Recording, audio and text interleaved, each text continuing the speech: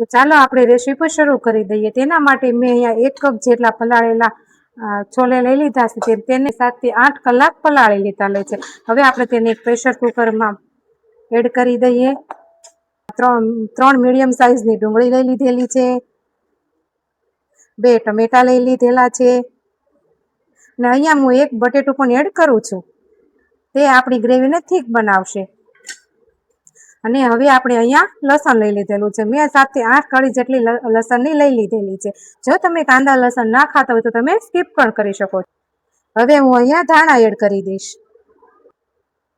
સૌથી પહેલા આપણે એડ કરીશું સ્વાદ અનુસાર મીઠું, 1 ટેબલ સ્પૂન હળદર, 1 ટેબલ સ્પૂન ભરીને ધાણા જીરું પાવડર, 2 ચમચી કાશ્મીરી લાલ મરચું પાવડર અને અહીંયા 1.5-2 ચમચી જેટલું તેલ લઈ લઈશું। અને મેં અહીંયા 1 ચપટી જેટલો ખાવાનો જે સોડા આવે ને એ લીધેલો છે। અને અહીંયા છોલે મસાલો 1 મોટી ચમચી લઈ લીધેલો છે, તે પણ એડ કરી દઈશું। હવે આપણે જરૂર મુજબ પાણી એડ કરી દઈશું। હું અહીંયા 2 કપ જેટલું પાણી એડ કરું છું। આપણે તેને 7 થી 8 વિસલ સુધી રહેવા દેવાનું છે। હવે આપણે તેને બરોબર મિક્સ કરી લઈશું। 7 થી 8 સીટી લઈ લેવાની છે। છોલે બનીને રેડી થઈ ગયા છે અને કુકરની હવા પણ નીકળી ગયેલી છે। હવે તેને આપણે ખોલીને જોઈ લઈએ।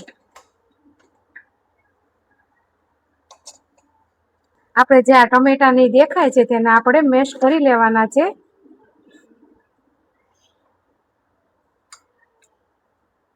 આપણે હાથેથી જ મેશ કરવાના છે।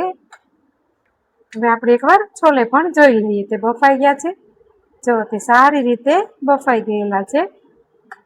ગેસ શરૂ કરી દીધેલો છે। હવે આપણે તેને વઘાર કરી લઈશું। તેમાં હું સૌથી પહેલા કસૂરી મેથી એડ કરી દઈશ।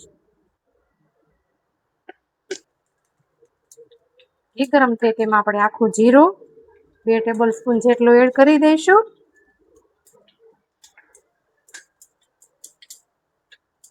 ગેસ બંધ કરીને આપણે તેમાં 1 ટેબલ સ્પૂન કાશ્મીરી લાલ મરચું એડ કરી દઈશું।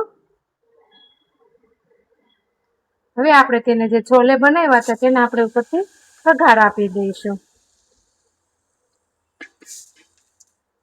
તીખા મરચાં એડ કરું છું। તમારી પાસે મરચી હોય તો તે પણ તમે એડ કરી શકો છો।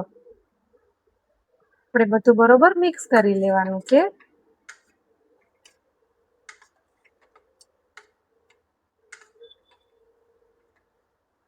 આપણું છોલે ચણાનું શાક બનીને હવે રેડી થઈ ગયું છે। આપણે તેને હવે સર્વ કરીએ। આ રેસીપી જેટલી સિમ્પલ છે એટલી જ ખાવામાં ખૂબ જ સરસ અને સારી લાગે છે। જો તમને મારી આ રેસીપી ગમી હોય તેને લાઈક, શેર અને સબસ્ક્રાઈબ કરવાનું ના ભૂલતા।